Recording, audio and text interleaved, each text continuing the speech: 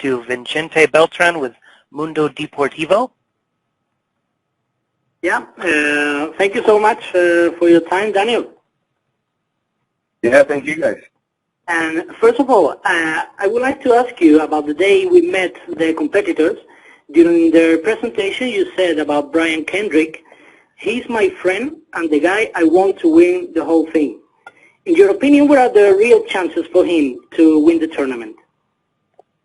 So I think it's all up to him, right? It's all up to the performers to see if they can capture what they need to go on. You know, it's hard to say like, okay, what does somebody need to do to win? I don't know. It's a 32-man tournament. When you look at any sport where there's 32 teams or 32 participants in a tournament, the best people don't always win, right? Because there's a lot of flukes and that sort of thing. But I just think, you know, he's the guy I want to win. What he needs to do, I don't know. I just really hope that he has a strong standout performance, and I would like to see him. I'd like to see him win the whole thing because he's my friend.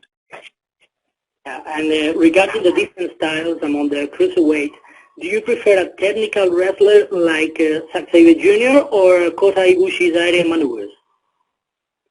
So I like a mixture of styles. So like if I watch one thing for too long, then I'm ready for something else, which is one of the great things about the Cruiserweight Classic. If it was nothing but high flyers in the Cruiserweight Classic, it would still be exciting, but it wouldn't be as exciting as it is now because I'm sure some matches we're going to see incredible high flying, then in some matches we're going to see really technical wrestling, and then in some matches we're going to see just brutal, hard-hitting like type matches.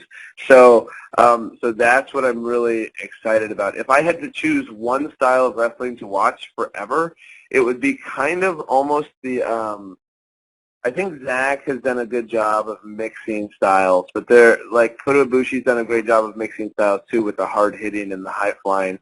But it would be almost more of that. It would be more towards the Zack Sabre Jr. style, which is the technical wrestling combined with, like he uses older pro wrestling stuff, like the old classic World of Sport British style of wrestling, but then he incorporates newer style of wrestling with like the modern MMA movement with the arm bars and the triangle chokes and all that kind of stuff, and then he also incorporates like the martial arts style with the kicks and that sort of thing. And so I really like seeing this evolution of styles. And we'll go to Alvaro Garcia with Actress Media. Hi. Nice to share this time with you. I have some questions. In this CWC tournament, we can see a great amount of talent. Did you have any decision power in the selection process? No, they had that all worked out before I even got on board. Okay. Can you see one of these talents having his WrestleMania moment in 2 or 3 years as you had at WrestleMania 30? Absolutely. You know, there's a lot.